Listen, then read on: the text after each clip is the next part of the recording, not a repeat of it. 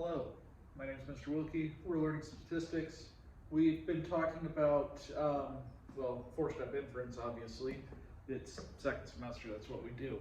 But we've been talking about hypothesis testing for the mean when the standard deviation is unknown. So we're doing t-testing, okay? Now, last chapter we talked about t-intervals. This chapter we're talking about t-tests. But let's talk today a bit about how they're related. Okay, so we had a problem on our test where it asked, does the phosphorus level in a patient's blood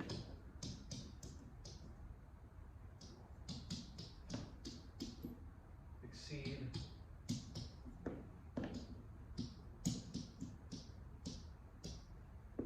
4.8 milligrams per deciliter. Now, this was the second part of the question. The first part just said, find a confidence interval for the mean phosphorus level in the patient's blood. We worked that out. We got X bar equals 5.6286, and we got S equals 0.7477. N was 7. All right, so if we're going to work this out, well, we know that degrees of freedom equals 6, so, well, we have to work this out, right? Okay, so in order to find T star, remember,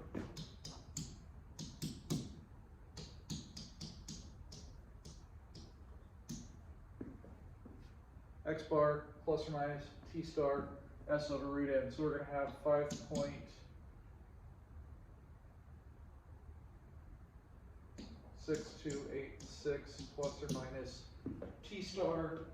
Let's do a 95% confidence interval. So T star is going to be in the book, which I'm looking at right now for the chart. 6 degrees of freedom, 95%. T star is 2.447.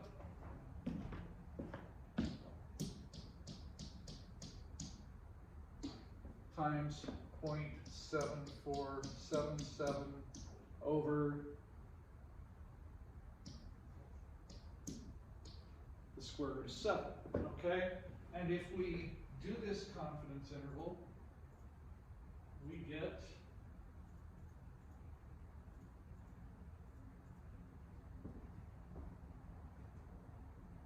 4.937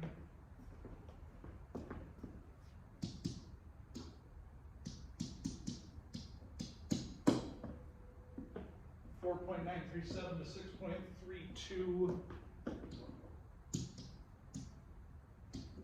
Oh.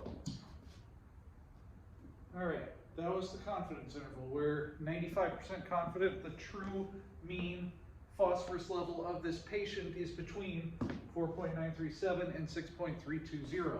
Now, the second part of the question asked, what would we do with a hypothesis test? Well, we hadn't learned hypothesis test, but we wanted to see what was going to happen, okay? So today we're going to learn hypothesis testing, but just by looking at this, can you tell me what would happen? Does it exceed it? Well, yeah. How do you know? Because 4.8 isn't in the interval, right? So what's going to happen is we're going to reject H0 in favor of HA, right? So let's do this problem as a four-step inference problem, and let's see what happens. All right, so step 1.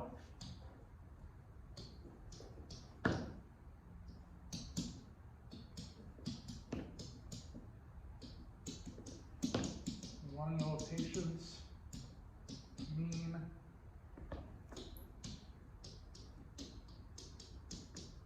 level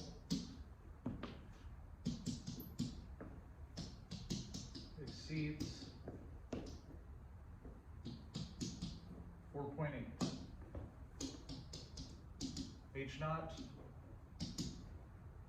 mu equals 4.8. HA mu is greater than 4.8. Alrighty. This is different from our confidence interval. Can somebody tell me why? That says greater than. Confidence intervals get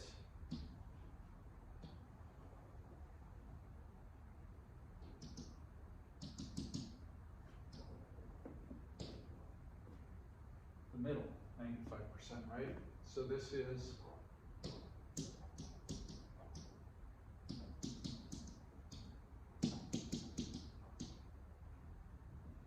with this, we're just looking at above. Now, what we could do is we could change our alpha to where our alpha is 0.025. Or we could just look and see what the p-value is and adjust accordingly. But do we see how this is different from the confidence interval? Good. Okay, step 2.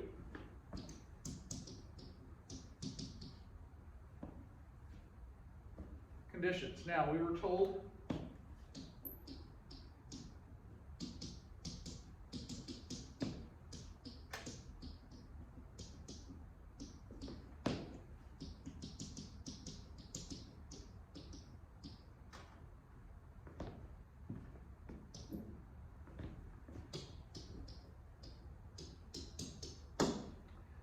it was random and it was distributed normally. Does that matter? Yeah, because n is, we said 7, right? So if it's not distributed normally, we're in trouble. Okay? Now, what about the 10% rule? I mean, 10% rule only matters when the population is finite. I could take ultimate or unlimited samples of this guy's blood, right? Well, all right, not unlimited because you're taking out his blood, but you know, yeah, it's fine. Okay, so the 10% rule, sure it applies, it doesn't matter because the population is infinite, okay? All right, so we proceed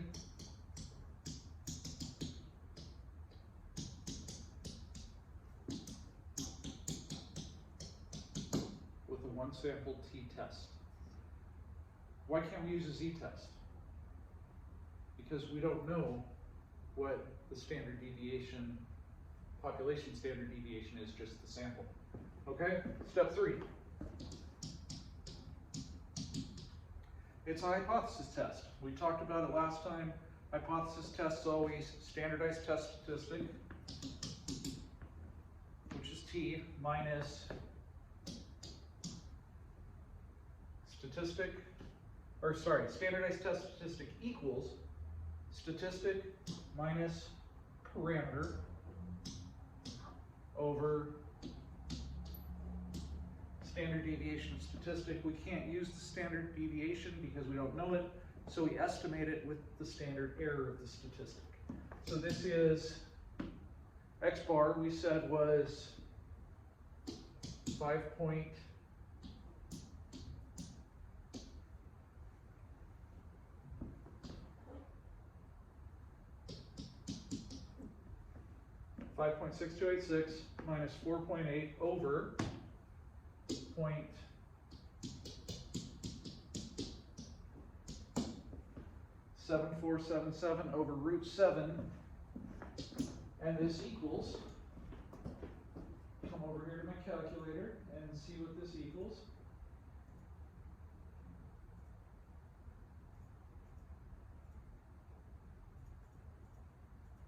Are we doing a one-sided test or a two-sided test? We're doing a one-sided test, right? Because it was greater than. Okay, so one-sided test. T equals 3.93.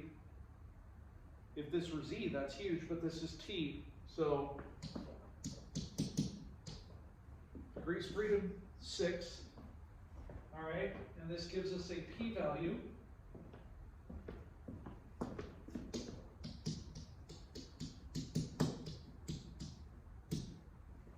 of 0.0131. Now,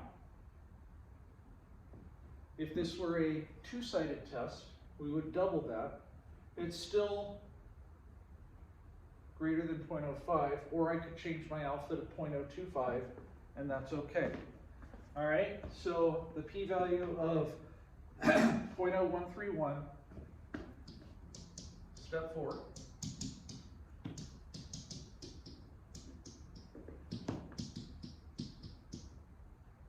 Since our p-value is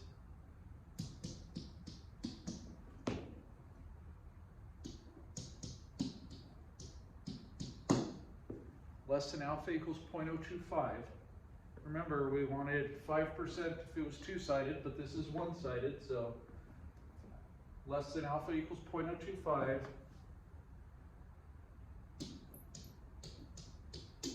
We reject H naught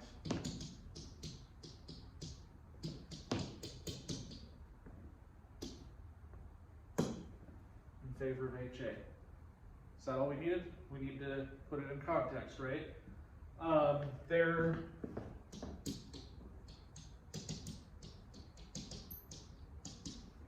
is evidence to show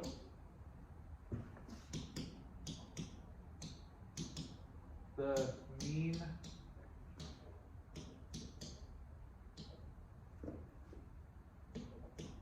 phosphorus level of our patient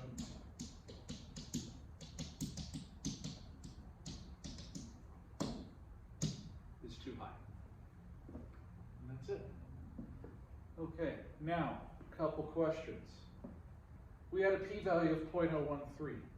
What do you think would have happened with a 99% confidence interval? Would it have captured 4.8? Yes, yes it would have. That's correct, good. Yeah, because the p-value is related to the confidence interval, right? So if this were a 98%, would it have captured? What do you think? 4.8 would have been in the interval, right? Because remember, we're doubling the p-value, that's going to be bigger than 2%. So yes, okay? But at alpha equals 0.025, or if it was a two-sided test, alpha equals 0.05, it did not capture it, we rejected H naught. Okay, does all this make sense? Good, okay. That's really all we've got to know for now. I mean, we're understanding inference pretty well, I think. But we really need to make sure that we understand how these two link up. Okay, so the confidence interval, if H naught is outside the interval, we reject H naught at the p-value 1 minus c, the p-value. If it's in the interval, then the p-value will be greater, we will fail to reject H naught. Okay, does that make sense? I hope so. All right, well, that's about it. So thanks for coming. Thanks again to Crafts for the t-shirt. And yeah, I will see you guys soon.